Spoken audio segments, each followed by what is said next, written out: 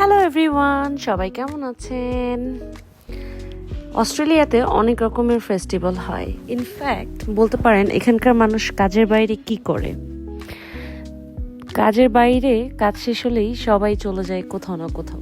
Specially খাওয়া খাওয়া দাওয়া, বিভিন্ন ফেস্টিভ্যাল, এগুলো কোনোভাবেই মিস করে না। সো আমি আছি এখন র্যান্ডউইকে হচ্ছে এই জায়গাটাতে অনেক রেস্টুরেন্ট, বাট আজকে হচ্ছে নর্মালি এই রোডটা দিয়ে সবাই যাওয়া আসা করতে পারে, সব ভেহিকলগুলা, বাট আজকে অফ করে দেওয়া হয়েছে স্পেশাল সবাই একটা গেট টুগেদারের জন্য। সো নর্মালি এরকম প্রোগ্রাম যখনই হয় বা যেই জায়গা যে এরিয়াতে হয় তার 1 সপ্তাহ 2 সপ্তাহ আগে থেকেই রোডের পাশে কিছু মনিটর স্ক্রিন থাকে, ওখানে বলা হয় যে এখানে এই দিন এই ফেস্টিভ্যালটা হবে।